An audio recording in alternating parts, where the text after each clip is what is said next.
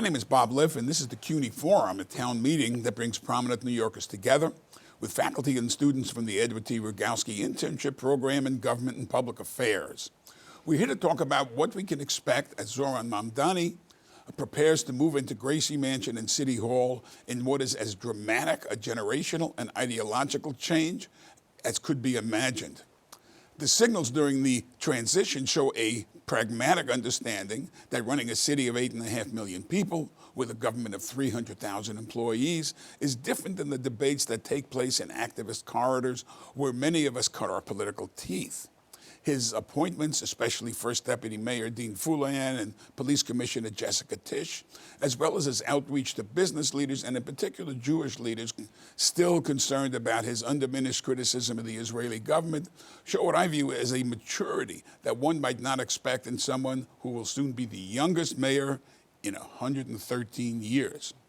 But that outreach, dare we call it signs of moderation, carry the seeds of some of the more doctrinaire supporters who fueled his unexpected rise to power, will be spending their time trying to pull him back towards an orthodoxy that doesn't always serve the complexity and chaotic nature of the city we love. We're about to enter a new phase in city history, and we're joined by three New Yorkers who observe and take part in that debate, and in one case, will be sitting on the city council providing oversight of the Mamdani administration. Kayla Santasuoso was a newly elected council member from Southern Brooklyn's Bay Ridge-based 47th District, succeeding Council Finance Chair Justin Brannan, who is term limited. Grace Rao is the executive director of the Citizen Union and founder of the Five Borough Institute, which are policy-driven good government groups. Tara Martin is a veteran union and political consultant and Democratic strategist who heads TLM Strategic Advisors. We were going to be joined by a real socialist from Jacobin the Magazine who had to cancel because she was ill, so I will be reaching back to my Brooklyn College roots and be playing the role of resident socialist for the purposes of this discussion. Tara, let me start with you. We've been through the political wars for a long time. This was an upset. This was an upset victory. And we're entering a generational and ideological shift in this city. What do you expect? Where are we? I think this is a fascinating time. You know, it's a fascinating time to see this type of shift happening in our city. As you said, it is a massive generational shift. We are seeing younger, more diverse leadership, not only coming, obviously, from our incoming mayor, but also from our city council, from our borough presidents, definitely our city officials. It is a really exciting time. However, at the same time, there is a massive amount of challenge that's ahead. We have, historic deficits with the impacts of the Trump Big Beautiful Bill, and ultimately this threat of assault that we're going to be experiencing with this federal administration against our city. We have ICE just terrorizing our citizens. We have this new dynamic between our incoming mayor and with the governor, and we have the 2026 midterms next year that are going to have a massive impact in the state of New York. So as fascinating as it might be, we all got to buckle up and get ready for this ride, honey, because it's going to be a lot. It's going to be a lot. But I think New Yorkers, we're not made for weak times. We're made for strong times. And I think this incoming council, I love that Councilmember Kayla is here. She's going to be representing that brand in her house. And I think ultimately we're just really excited to see what this Mamdani administration is going to be, who's going to be a part of it, who's going to be running these agencies, what his first budget is going to look like. Because again, a morality budget is one thing, but morality doesn't pay the bills. And New Yorkers, were sold a lot of hope and a lot of change, and we need to see what that change monetizes to when we see that first executive budget. Grace, a lot of his promises for, free buses and expanded public role in the production of affordable housing. He's even talked about free CUNY tuition, which, frankly, I went to Brooklyn College at a time when it was tuition free. That actually appeals to me personally. Is going to run against the reality of both the budget deficits that Tara was talking about, the fact that the governor is running for re-election and is going to be a little bit cool towards the idea of raising taxes, and, Donald Trump, who likes to run an administration of punishing people who don't kowtow to whatever strange thing he's for in this, but so there's tremendous roadblocks. There are tremendous roadblocks, but there's also tremendous momentum. I mean, you opened by noting that this was an upset victory. We saw more New Yorkers, more than 2 million, turn out to vote in this general election, which was more than we had seen come to the polls since 1969. So this was just, we had people tuned in to what was happening in the city, come out in numbers that we haven't seen in the time I've lived in New York. And there is tremendous momentum and energy behind the mayor-elect, which is really exciting. You are correct. He has a very ambitious and expensive agenda to tackle affordability challenges in the city. But I can take as an example an issue that we've been really focused on, which is childcare, which is arguably the most expensive of his campaign promises. He wants to do universal childcare in New York. That will be a huge lift. But New Mexico is doing it, isn't that correct? New Mexico is doing that, which is exciting. New York should be doing that. We are very much in support of that. The Five Borough Institute, which is now part of Citizens Union, has been really focused on this conversation over the last few years. But what's unique is that we have an incoming mayor who has this as a top policy priority. We have a governor who shares that same top policy priority, and the incoming Speaker of the City Council, Julie Menin, has been a real leader in the council on childcare legislation and trying to move New York toward a universal childcare system. So that's almost an unprecedented situation. As you know, I used to be a political journalist covering New York City politics. I can't think of a time where we had the leaders, both leaders in the city and at the state level, all focused on the same policy priority. So that, to me, gives me a sense of optimism about what's possible. On the money side, I think we know that there is money that is not entirely well spent in government right now, right?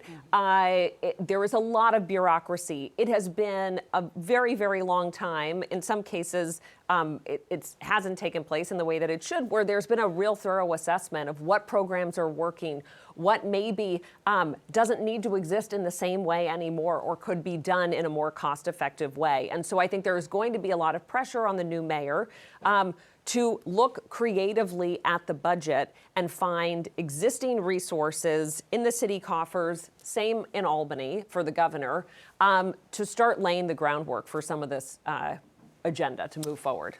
Kayla, a lot of this is going to fall on your lap when you, after January 1st, when you become the council member from the 47th District. That's right. The incoming speaker, Julie Menin, who appears to be, who seems to have all the votes lined up, spoke this week and said that she, spoke very collegially about the mayor. But if history is any guide, you guys are going to bang heads with him. You are an independent check. That's right. On the mayor. That's right. Is this smooth sailing? Is this? I'm optimistic that there is going to be that collaborative, collegial relationship between the speaker and the mayor, and not necessarily one that's perhaps as adversarial as this current mayoral administration and the current speaker, which, as you know, has butted heads a lot. And echoing what Grace said, despite that there might be some institutional differences or in terms of support, who she supported for mayor, who her supporters, supported for mayor, I think when it comes down to it, there are enough agreement points that I think mean we can move productively forward together on those agenda items. That said, I think she is interested in building up the power of the council as that independent check and as the co-equal branch of government that we are supposed to be. And that, I think, is something that's important no matter who the mayor is. I think that's what any speaker should be talking about. And at this moment, it's important that we actually build up the power of the council. And so I think it's both, right? I think we are going to butt heads. I think there's plenty of agreement on the affordability agenda, particularly childcare, particularly affordable housing, that there will be, I think, lots of opportunities for collaboration. I want to start with you, but I want to come back. Everybody can agree on what you would like to get done until it comes time to pay the bills. Right. In your district in particular, which is a lot of single-family homes, if you change the property tax structure, which has benefited single-family homes, some of, it appears that some of the people in your district may have to take a hit. People focused on the free buses, which actually is not the most expensive of the ideas he has talked about. The rubber meets the road on the revenue side. Right. Well, I have this belief that if people know what they're getting for their taxpayer dollars, they won't be as upset when the taxes get raised. And I think what gets frustrating, particularly for homeowners, is that they pay so much in property taxes and they pay so much in income taxes, but they want to see those tax dollars at work. These agenda items that we've been talking about, the buses, the childcare, these are things that even single-family homeowners in Bay Ridge, for instance, are going to benefit from. And so if they see that the tax dollars are actually going to those programs, that they're actually getting their money's worth, I don't actually know that there will be as much resistance to that kind of thing. I think, we have real questions around how we actually fund these programs. It certainly is going to require the state. The city cannot fund these things on its own, as we all know. But I think there could be the political will, even among people that might see a difference in their bottom line. Tara, this is going to require any tax raising. The city is essentially a creation of Albany, and if Albany decided tomorrow we shouldn't exist, they could basically do away with us. We're not a strong home rule city. Right. And you've spent times in the union movement working. There are union contracts going to be coming due. And you have a governor who's going to be loath to raise taxes too much in an election year. The rubber's going to meet the road. Ultimately, I'm glad you brought up the union question, because I think when we start talking about taxes and balancing budgets and efficiencies on programming, you're going to be talking about those union members, because those are the people who are running those programs. And those are the folks that they understand how the city works. They are the eternal government, so to speak. And you're right, there's going to be a lot of municipal contracts that are going to be coming up as of early 2026, as a matter of fact. And this administration, is going to have to really reckon with those things, because, as unions work, we never really believe in any type of givebacks at the table, including with government. So how are we going to balance this while also maintaining our workforce numbers, but also making sure that we're keeping the promises that we've made to these workers? Remember, if somebody came into the workforce, in their early 20s and they've worked for 20, 30 years, they should be able to rely on the pension that was promised to them when they first started in. And now we have these pension differentiations with Tier 6 and all these other spaces. We have to be really careful, because, again, many of the people that supported Mayor-elect Mamdani also don't really understand kind of how the city is run on a day-to-day, and that there will have to be compromises. And I think there's also incoming folks coming into the council also need to understand that there will have to be compromises on these budgets, because, again, you have a massive workforce, one of the largest municipal workforces in the country, and those union contracts have to be fulfilled. You can't just, yes, Mayor Bloomberg for many years just refused to negotiate with some of those unions, but, Zohran won with a lot of those union support. So the issue is going to be, how are you going to give them what's needed? Some of those union members have not had COLAs in years. Some of them need bumps in cost of living increases. Some of them have not received COVID pay. Many of them are still working under issues of mandatory overtime. We saw that in an article today from Department of Social Services, where because the mandate is so massive there that many people are using mandatory overtime. That all costs money. There's a dollar amount attached to that. So again, like I said earlier, a morality budget, sometimes it just doesn't pay the bills, because at the end of the day, you can't defund math. Math is math. And unfortunately, the math ain't mathin'. I do think, to Kayla's point, that we will be having a conversation very soon about raising revenue for Mayor-elect Mamdani's agenda.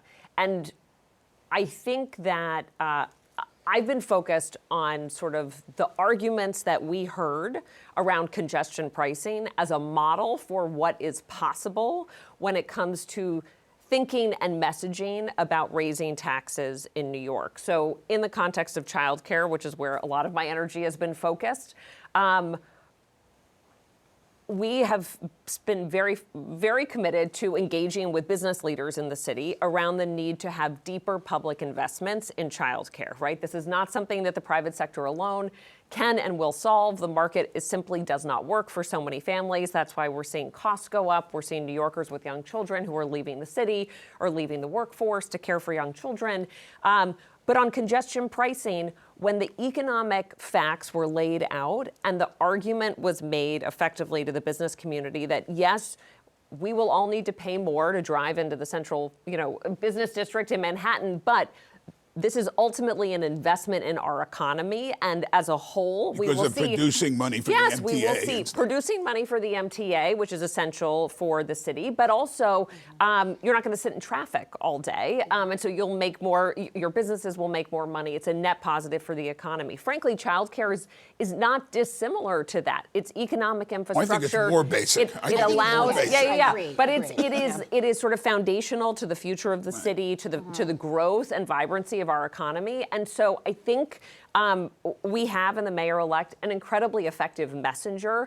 And I think that he will be in as strong a position as any political leader we've had in modern New York history to explain to the public, to those New Yorkers, and to the business community why these investments are so important to the future of the city and our economy. And so I have no illusions that that will be an easy conversation, and it may need to happen sort of after election year for the governor, at least as the state's involved. Right. But I do think it will happen.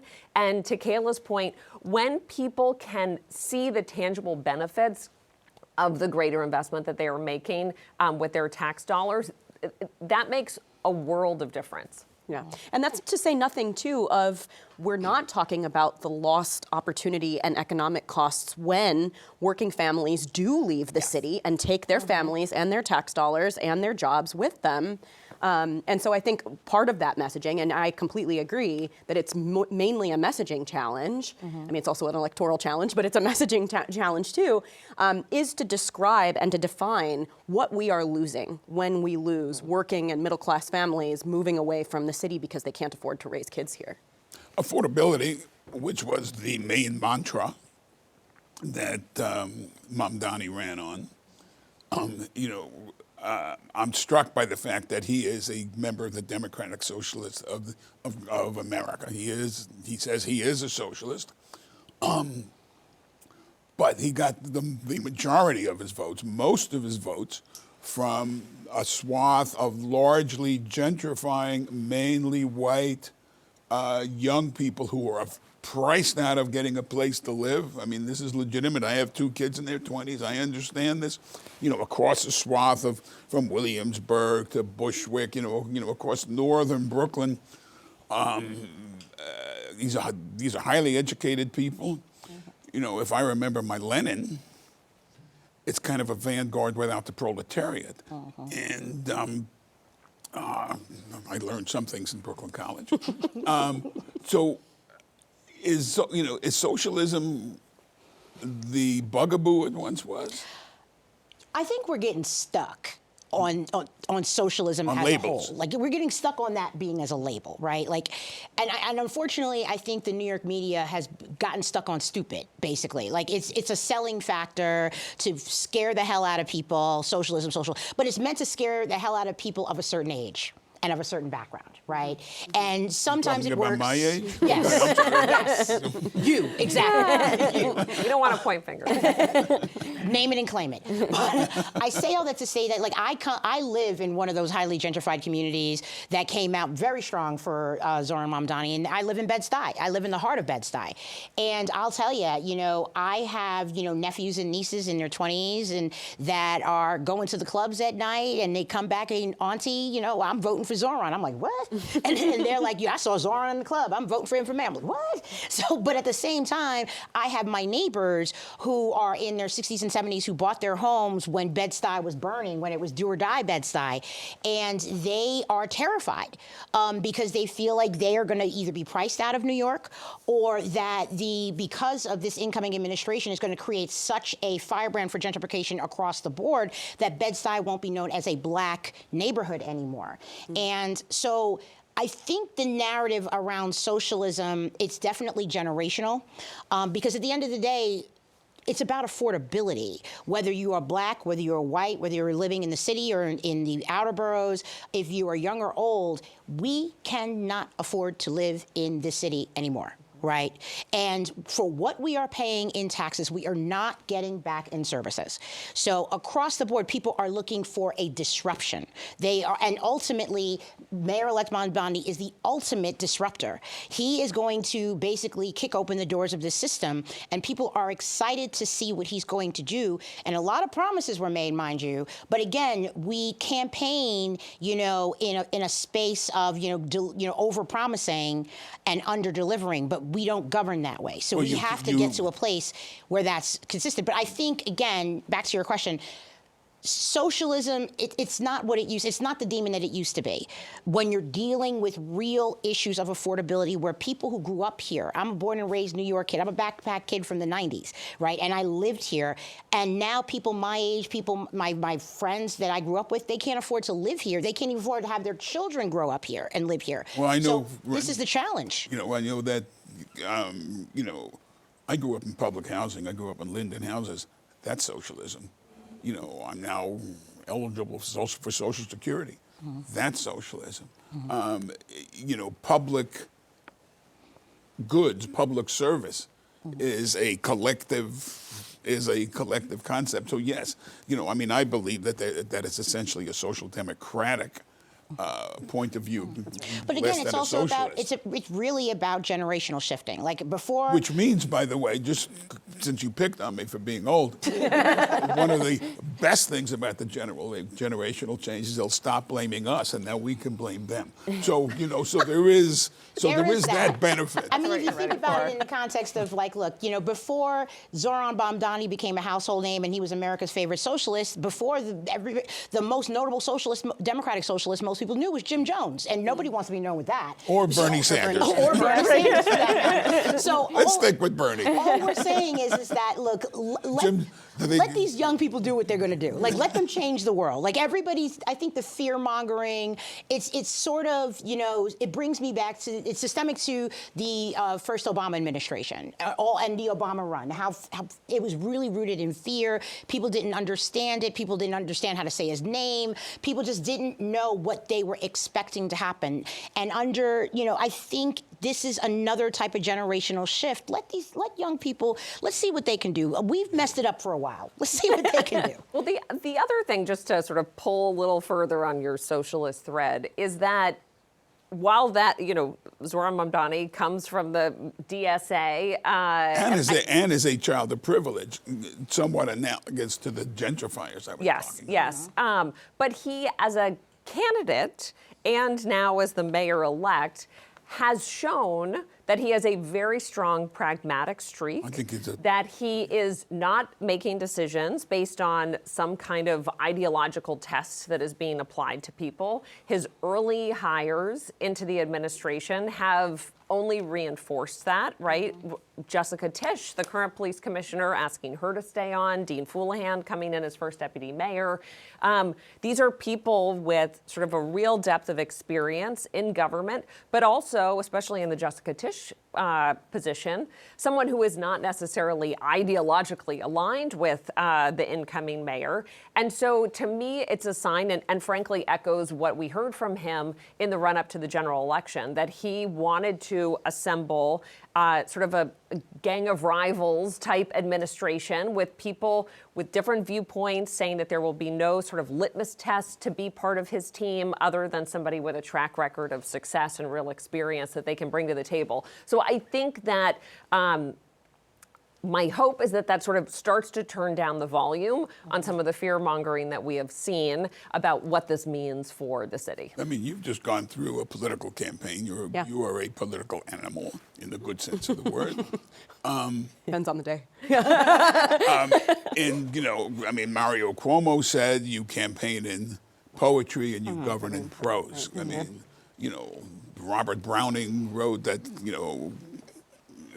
a man's reach should exceed his grasp, but what's a heaven for? In other words, you may not get as far as you want to go, but you push the football down the field. I'm beating metaphors to death here. I apologize. But this idea of pulling him back, this idea of what you promise and what you can do.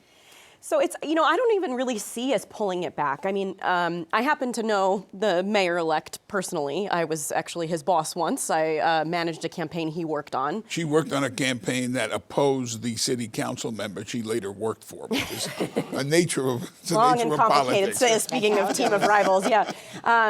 But what I can tell from having worked with him and, also having watched his campaign and some of these early decisions is that the mayor-elect is interested in winning.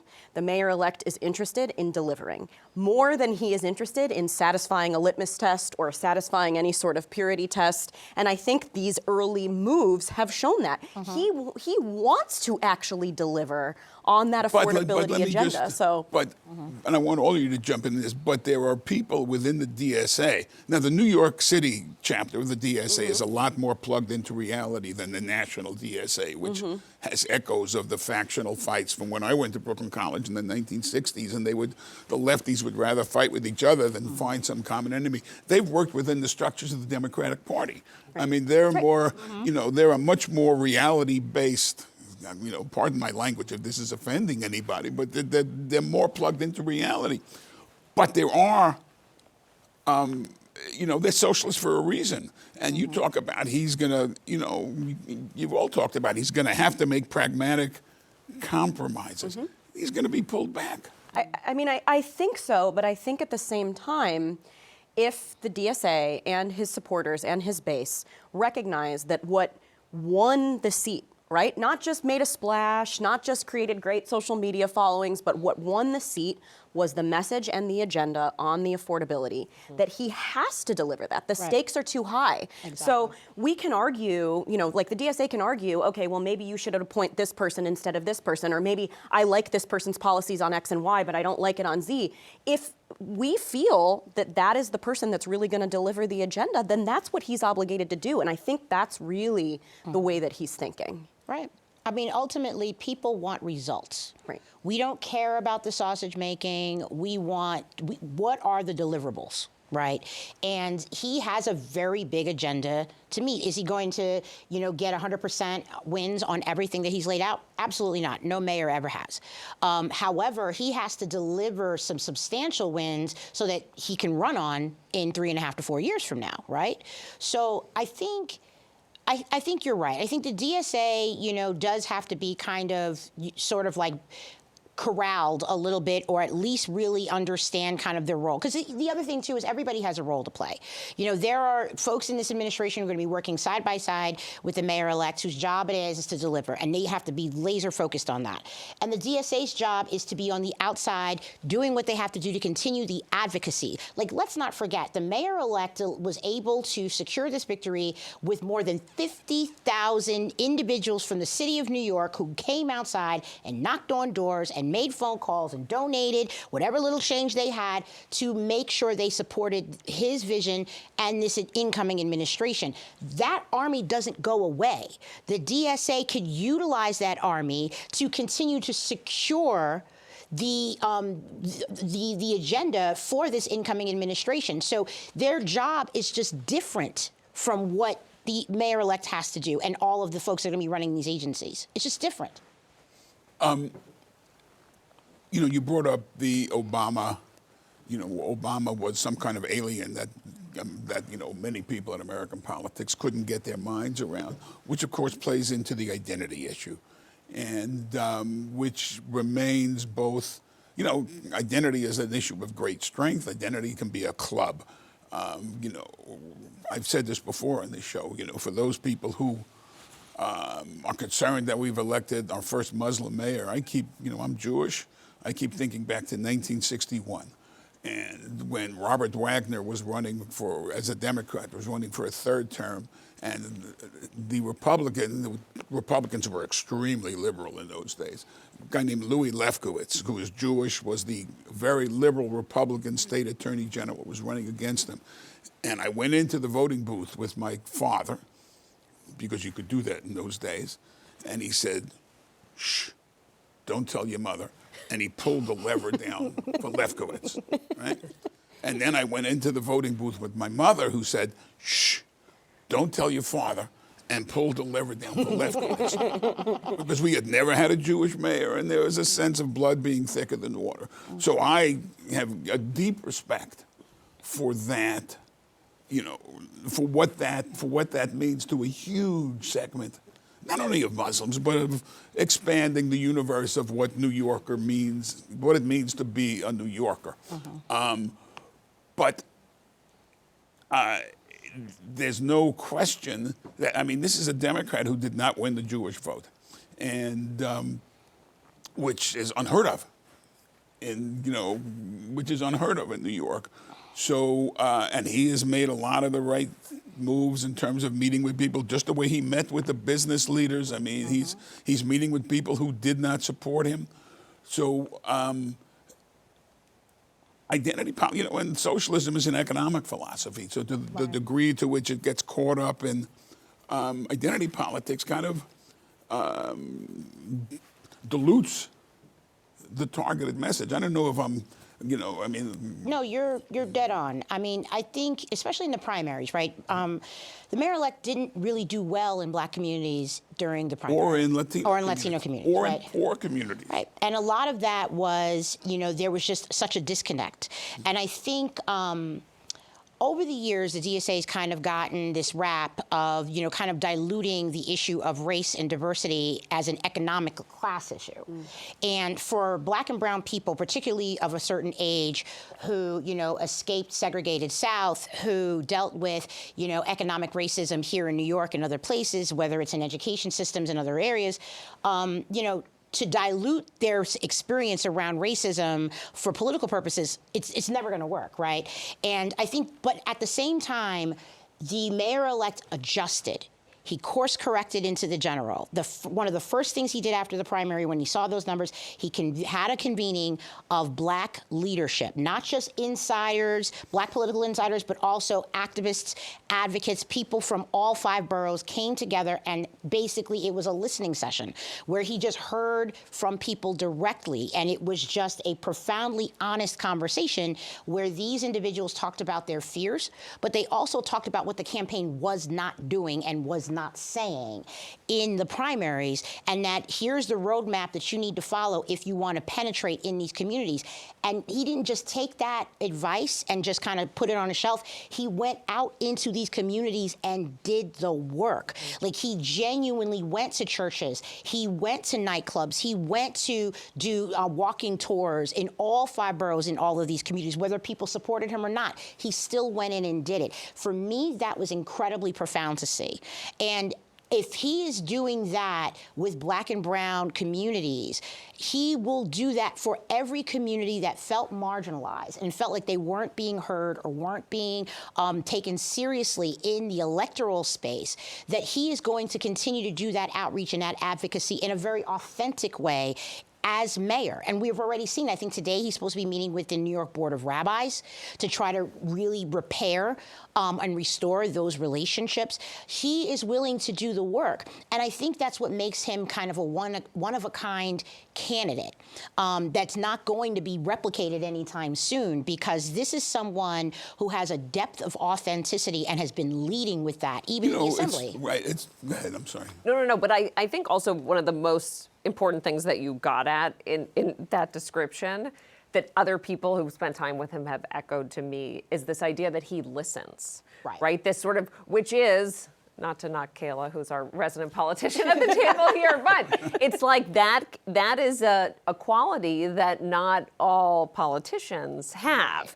And so, but it's incredibly important for him in particular as someone who is so young, who had such a meteoric rise to the top of, New York City political power. But he has shown time and again, not just the willingness to sit down with people, right, for like the photo op or to say, okay, check that box, but to actually take in what they are putting out and adjusting accordingly. And I think that's what people gravitate to. It's the authenticity factor. It's the factor that when I am talking to him, he is not only listening to me, but even when he's wrong, he'll own it and fix it. right? Everybody wants that kind of accountability in a partner, right? So, and ultimately, you know, as New Yorkers, we are now getting into a marriage with this new mayor-elect, and we want our partners to be authentic and accountable. And he is showing that with words and with deeds. And I think, you know, we've got to give him credit for that. It's, you know, it's also the case. I mean, again, you're officially the politician, even though we're all politicians. You know, when it comes to the Jewish community in particular, there's a conflation of Israel and being Jewish. Right. That is both within the Jewish community and outside the Jewish community. And when Ruth Messenger endorsed him, and she did not endorse him in the primary, when she endorsed him in the general election, she said, "I'm not endorsing him for ambassador to Israel." So I mean, the degree to which these issues all become conflated, and you know, meeting with the rabbis to talk about what can be done in New York City. Right. I mean, you know, talking to the people at the Metropolitan Jewish Council on Poverty, who deliver social services not just to Jews but to everybody. I mean, these are very difficult things to parse and to kind of keep going smoothly. Yeah. Again, it goes back to my sort of fundamental belief that he's interested in a big tent and in a big coalition. And I think, not to say that listening is a strategy, I actually think it's an authentic skill that he has, but I also think that it serves his ultimate goal of, I need a big coalition to do the job that I have said I can do. And I think, you know, a lot of people, like speaking of Israel, I think there was a moment, a turning point in the primary when he was asked on the debate stage, you know, where is everybody traveling to? What will be your first trip outside of the country or outside of the city as mayor? And you know, everybody said Israel, and he was the first person on the stage to say, I'm going to focus right here on New York, and I'm going to keep my focus here. At the same time, while he's campaigning and speaking directly to Jewish residents, saying, I recognize that there's rising anti-Semitism. I recognize that a lot of you don't feel safe. I want to put my money behind the programs and the protections that you need, and protect your civil rights to live in this city while I protect your ability to afford to stay here. And I think that's really kind of the recipe to his success so far. Tell us your name and your campus, please. Hi, my name is Eugene Han, and City College. I'm a native-born New Yorker, born and raised, and grew up in Flushing, Queens, of immigrants. But as a New Yorker, with y'all mentioned you know, coalition building and accountability, you know, and I feel as a New Yorker, I've always felt that there is not enough accountability and transparency, and that's part of the reason why, you know, I feel that there's always been a distrust in politicians in general, and you know, lowering. Except for us on the and we have seen, I have seen that he is taking accountability for himself, but how is he going to make sure his coalition is taking accountability? Well, that's an interesting question because, you know, there are people who support you who do things that are, you know, not only politically damaging, but also you don't necessarily agree with. This is kind of the question of the, you know, the DSA pulling him back in. So. Yes, but just zooming out even a little further to the question around distrust in government. I mean, the mayor-elect is taking over City Hall from Mayor Adams, who has had a cloud, to put it mildly, of corruption and investigations and indictments hanging over his administration. And it has eroded trust in government. We had more senior officials in the Adams administration who were either indicted or resigned under sort of investigations related to scandal, allegations of corruption, et cetera, than we had in the administrations of the prior four mayors combined. So what we have seen over the last 4 years is not normal. It is not acceptable.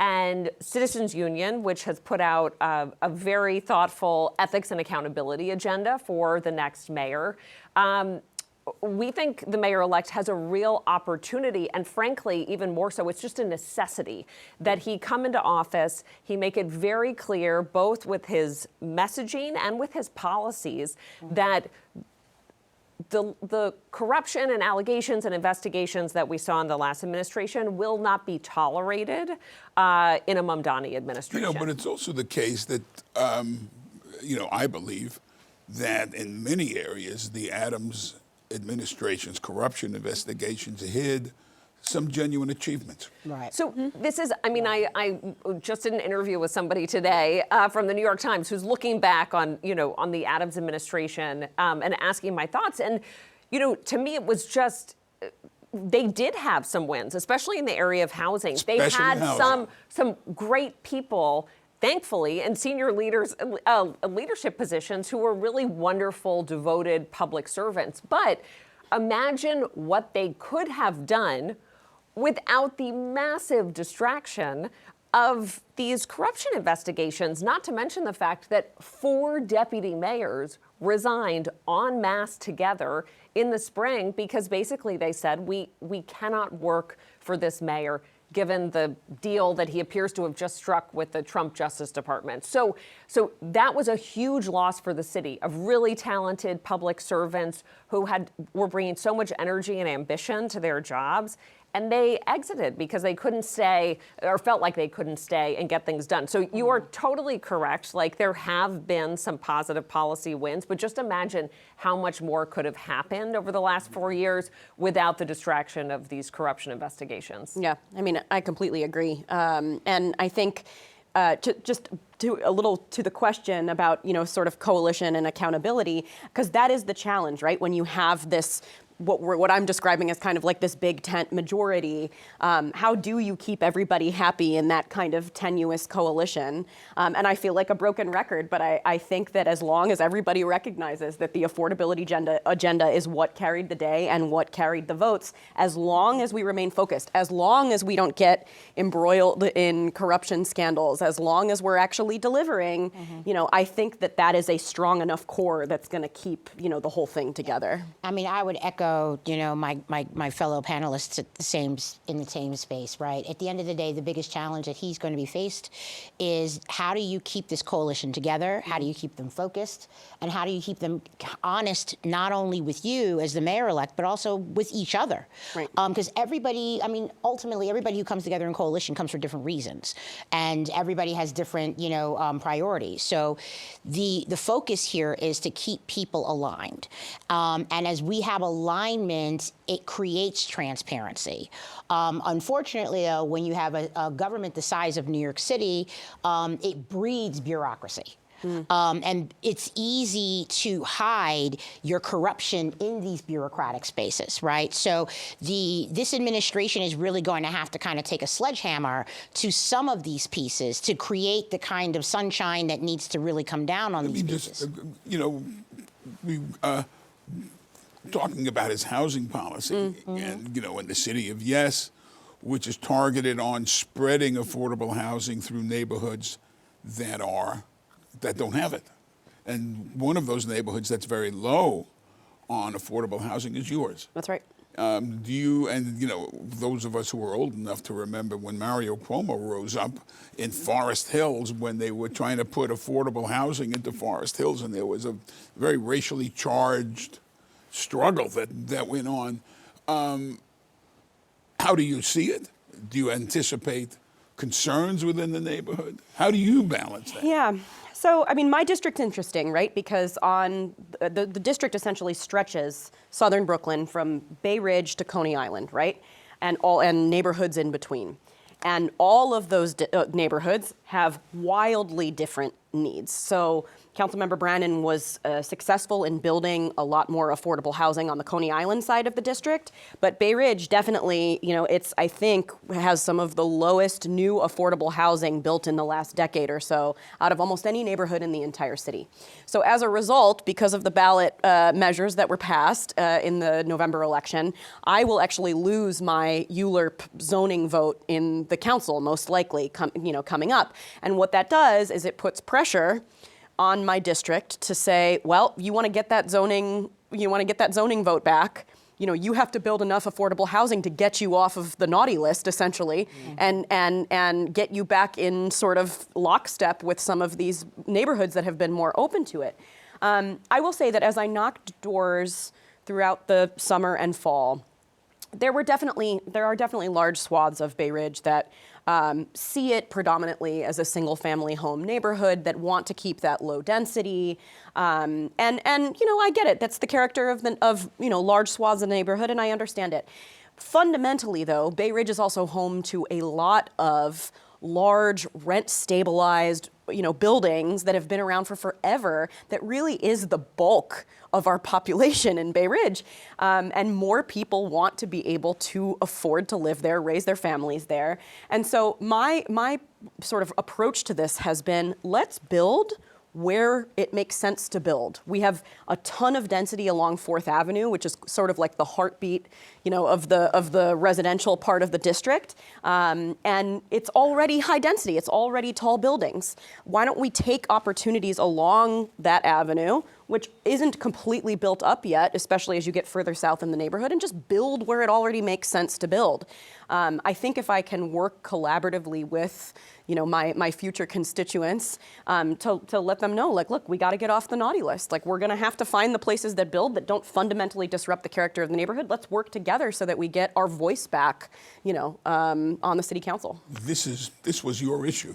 Well, we were very much in support at Citizens Union of those housing reforms that were on the ballot in November, which New Yorkers approved, because we thought that they were a thoughtful and measured set of reforms to unlock more affordable housing across the city. And so the city council still plays a very important role in these decisions, and has a lot of input and say in them. But we did feel that the status quo was not working, and the idea of individual council members effectively having a veto over projects in their district was problematic. And so now, when there is a project going forward that maybe an individual council member doesn't want for whatever reason, it gets kicked to an oversight group that includes borough president, the mayor, as well as the city council speaker. So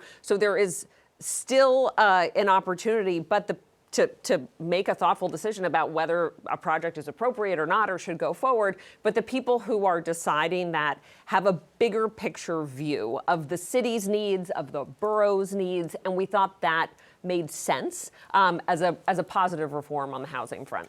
Yes, sir. Tell us your name and your campus, Hi, my please. name is Ricardo. I'm a student at John Jay College of Criminal Justice.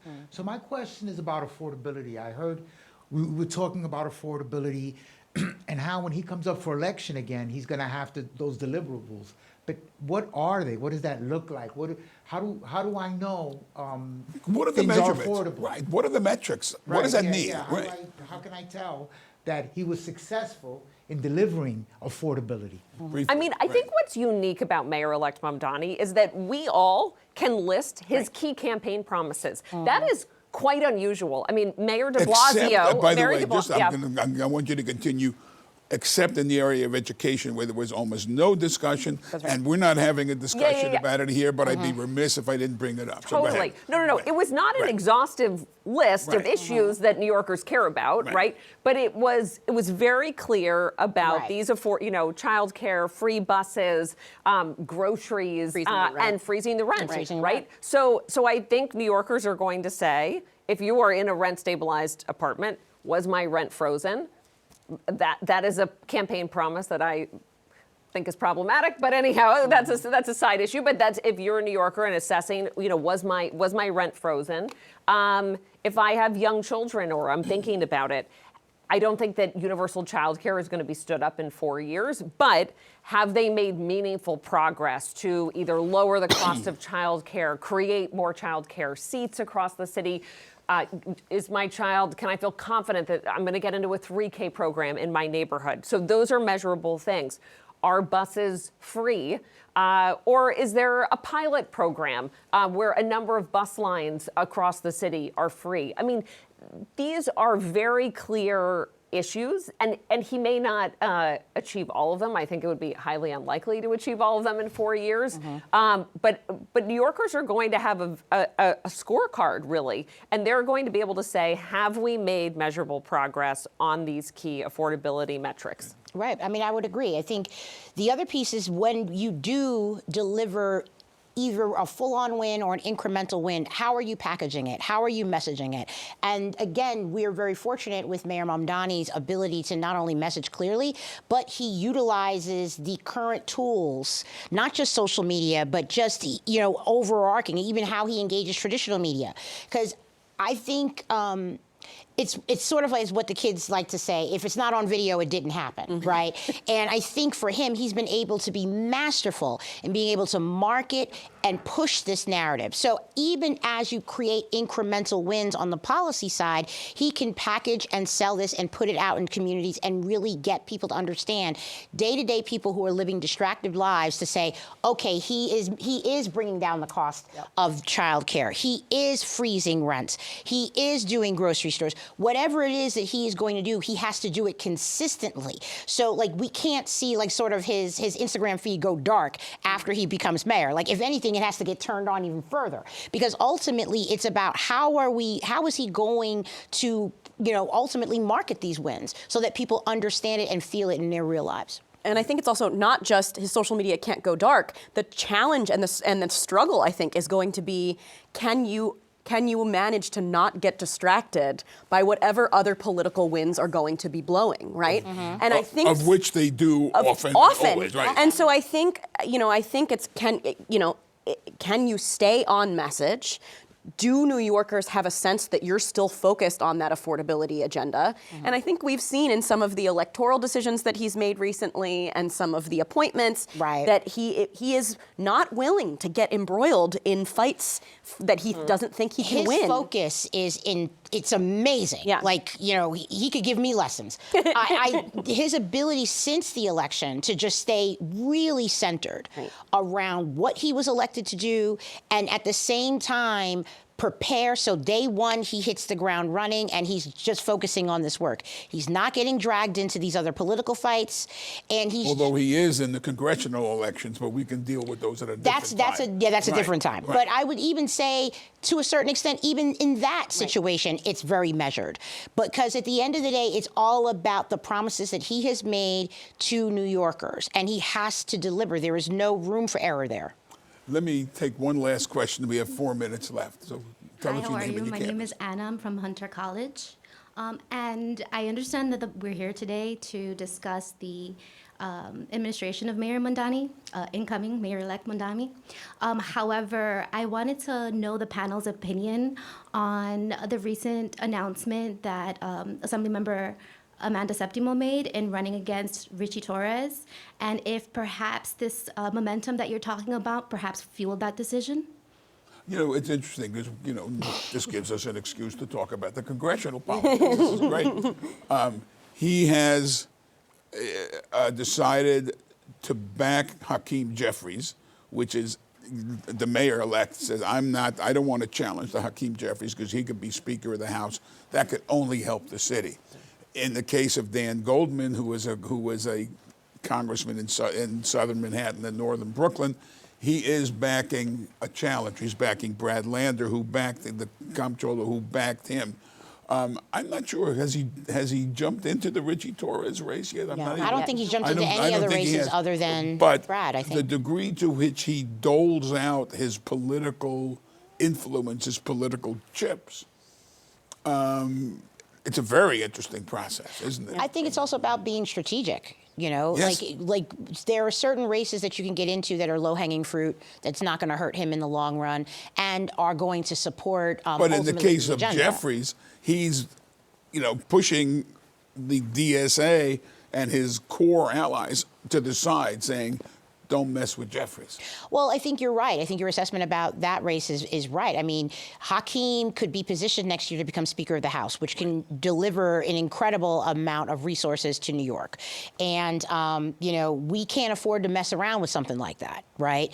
at the same time, like, and as the sister said about Amanda Septimo, so for full disclosure, I known Amanda for a very long time. I used to manage her. She's been on this show. I used to manage her. She worked with me at the union. So incredible advocate.